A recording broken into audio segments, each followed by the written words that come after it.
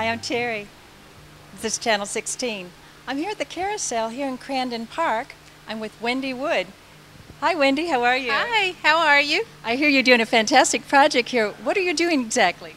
Well, actually, we're restoring the Crandon Park Carousel, bringing the horses back up to their condition as they were when we opened it up in 1992, or reopened it up.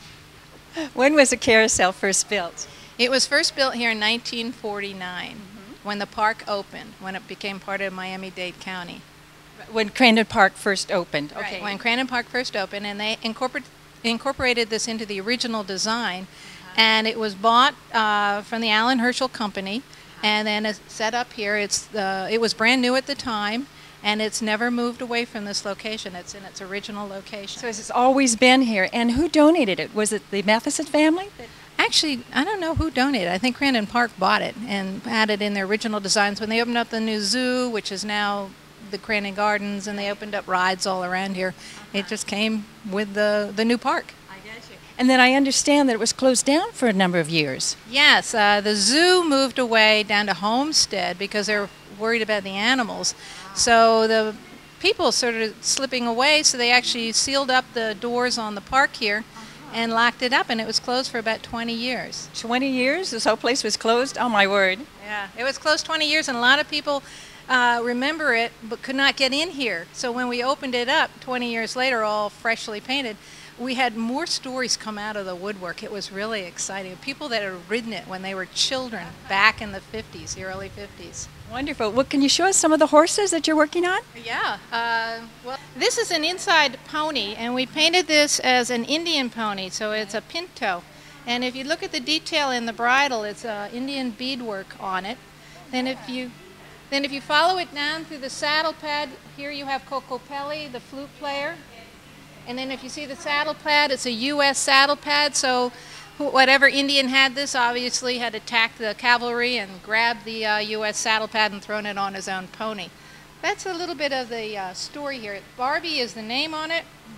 Barbie was a New World Art School student, one of the volunteers, and the original painters in the early 1990s when we re-restored this, brought it out of mothballs, so to speak.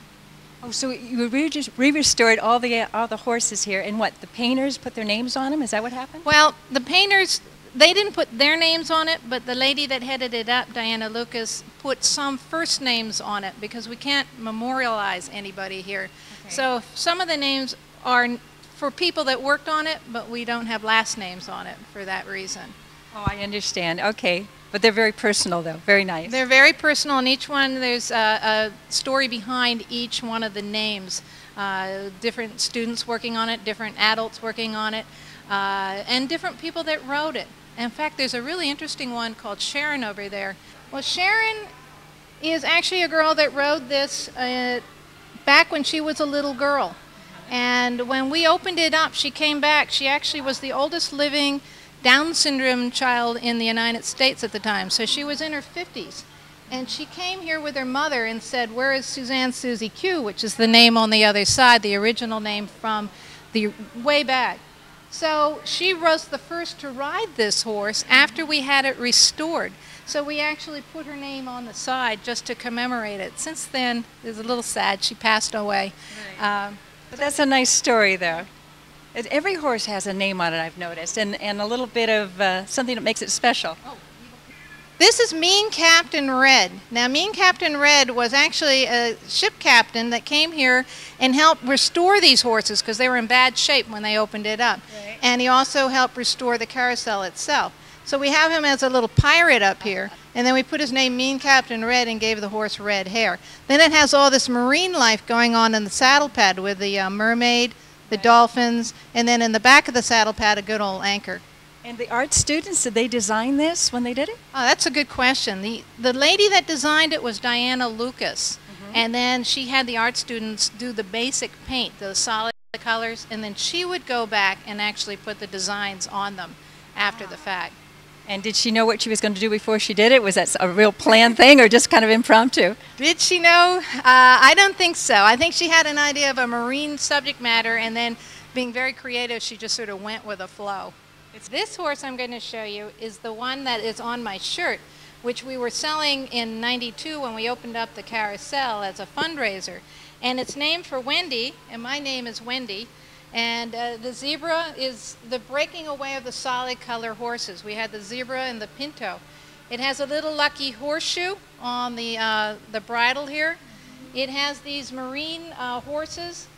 There's a name for them, can't remember what it is, but they've got little squirrely ends. And then four shamrocks with 4 leaves on it. And then cute little pink saddle. And there goes my telephone. This is King Jim. King Jim's name comes from the then park manager. He still works in the park, and his name is Jim King. But we can't really name it for a person, so we called it King Jim.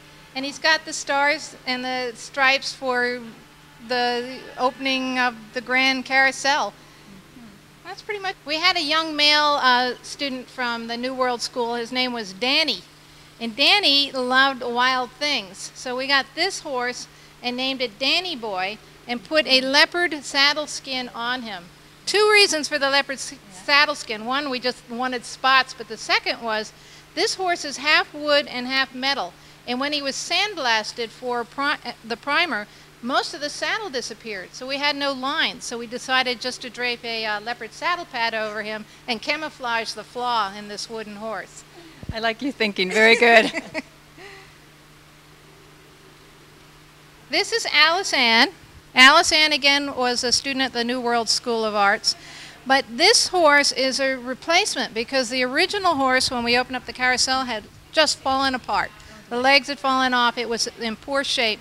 So we had a temporary one on it that was fiberglass, and then we actually went to the internet and bought this one off of eBay. It's an all-metal horse.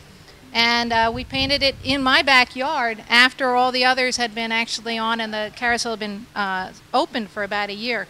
And then we put this on about a year later.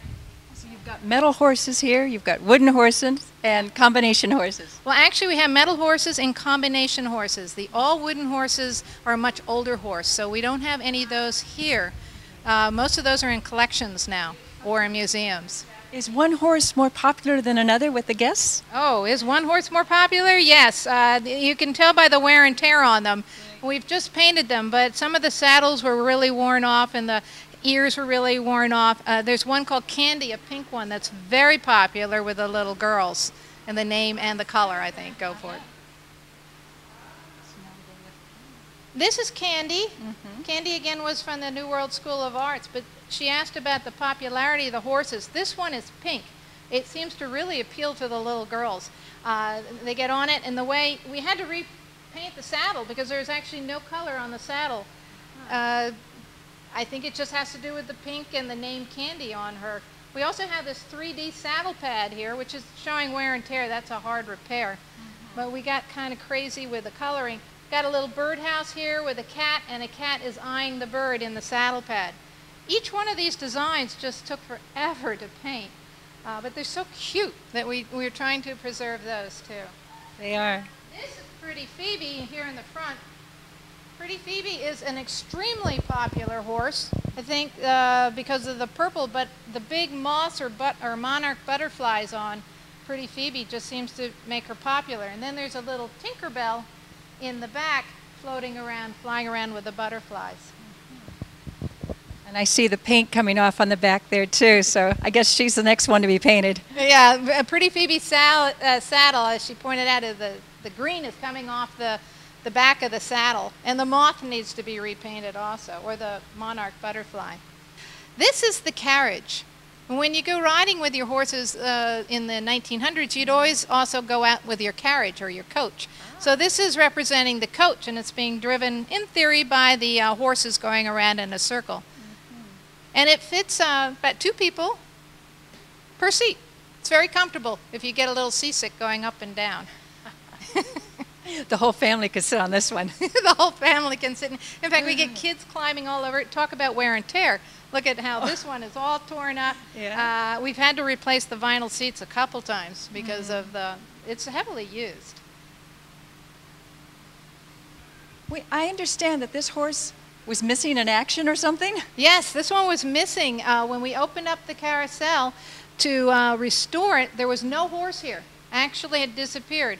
So there was an article in the local newspaper about the restoration, and we mentioned that one horse was missing. And we got a call from Fort Lauderdale. A lady said, "I think I have your missing horse. You want to come up and look at it?" And we did. So we went up there. It had the old crazy paint job the other horses had. So we raised some funds through volunteers, and we actually bought it back, and we painted it with quite elaborate painting on it. Bumblebees, Anne-Marie, A.B. names on it. But it is now in its original location, and it was the missing horse. We know that for a fact. Okay. You notice a painting here. This is the caretaker's cottage that's here on Key Biscayne at Crandon Park. The reason why it's commemorated here is because in 1992, that's when they did the original restoration of the Carousel, they did it inside of that building. And so they decided to put it on here as a plaque to kind of commemorate that. The Carousel was made by Alan Herschel. It was built in 1949. And this is the plaque they put on there to commemorate the builder of the Carousel. I'm here with Nancy Ashford. Hi, Nancy. Hello. I understand that you run this wonderful carousel. Yeah, it's a really fun job. I love it a whole lot. Tell me what your duties are. Mostly I sit right there. I start it and I stop it, and I watch the kids while they're riding, make sure everybody's doing okay and nobody's doing anything too crazy, like standing up on the horses or anything like that. No, we want. Are you open on weekends or during the week? Mostly just Saturdays and Sundays, and on holidays also. And about how many children or people do you get that ride the carousel? Mostly the summertime is the most crowded time. We get a lot of local people then, and then the wintertime we get a lot of tourists from out of town. Okay, so in numbers, volume, what would you say? I don't know, 50, 100? Oh, wow. During the whole day, yeah. Probably 100 and something in the summertime, and it's a little slower in the wintertime, though. Right, and so you open weekends, every weekend you're open. And what do you charge to ride the carousel? It's $1 a ride. Well, that's pretty reasonable. Children under 2 are free.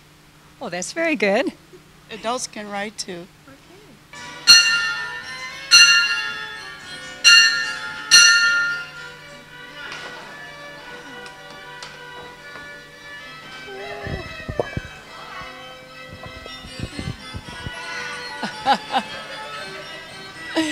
This is great fun. I'm on the carousel here at Crandon Park. I wonder where that brass ring is. I know it's around here somewhere. There's a tremendous history of Key Biscayne here at Crandon Park at the old carousel. Come on out and see it for yourself. These beautiful old horses. They're over 50 years old. It's a fun place to come for the whole family. I'm Teri, Channel 16.